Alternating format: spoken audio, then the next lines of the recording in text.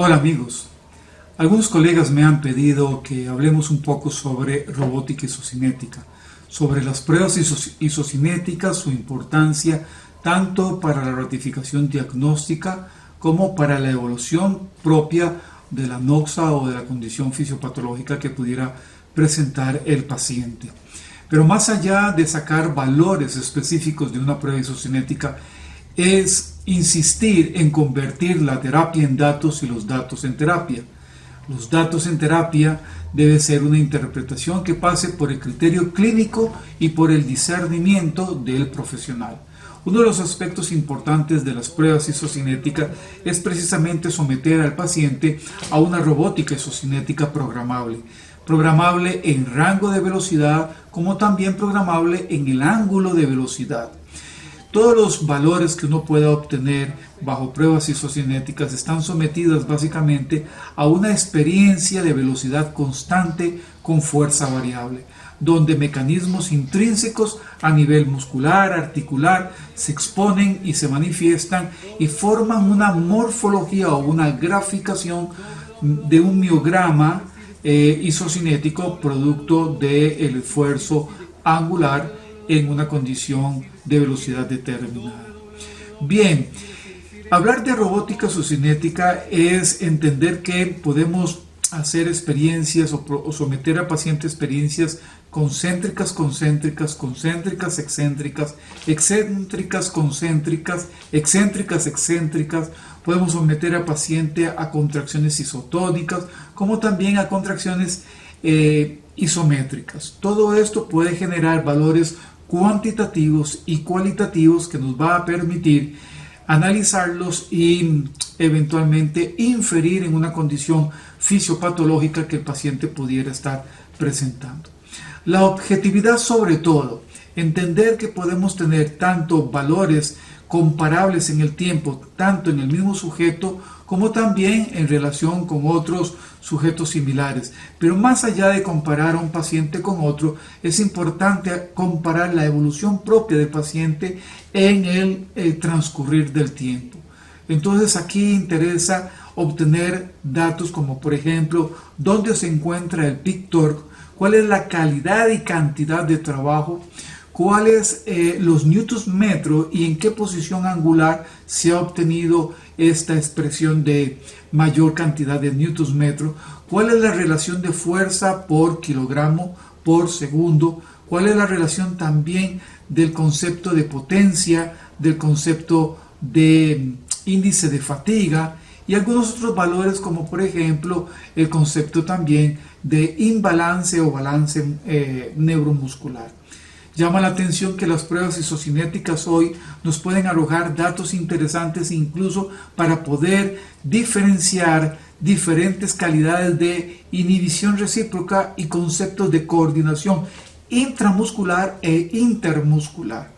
A la hora de evaluar las características de un miograma o un arco cinético, vamos a fijarnos en su morfología, si es una curva convexa, si tiene concavidades, indentaciones, decalajes o algún artefacto patológico que pudiera estar incluso asociado en un movimiento angular con un desperfecto que se relacione con presencia del dolor, tanto de condiciones musculares como condiciones plásticas, cápsulo-ligamentarias o tendinosas o intraarticulares que pudieran ser asociadas con deformaciones fisiopatológicas y patognomónicas propias de ciertas características lesionales. Bien, hacer una prueba isocinética pasa por determinar la velocidad de la evolución. Las velocidades pudieran ser, como ejemplo, una velocidad de 60 grados por segundo, de 180 grados por segundo, de 300 grados por segundo, tanto para la actividad agonista como para la actividad antagonista. Estas relaciones de velocidad pueden variarse también. Se puede hacer una actividad, por ejemplo, agonista o extensora, mejor dicho, por ejemplo, en una velocidad determinada a los 60 grados por segundo, mientras que su actividad contraria podría hacerse a otra velocidad, 180, 120, 140, 250, 300 grados por segundo. Es interesante que modificar la velocidad y la condición angular de un aparato isocinético y pedirle el esfuerzo al paciente para realizar una fuerza que definitivamente va a generar una condición de aceleración y desaceleración y una búsqueda de un peak torque importante o evidente, pero en relación con el esfuerzo propio del paciente, donde él será la variable de una velocidad constante determinada por el dinamómetro. Bien, una vez obtenido los valores tanto cualitativos como cuantitativos, procedemos a la búsqueda en las gráficas de imperfecciones o el análisis morfológico propio de estas curvas.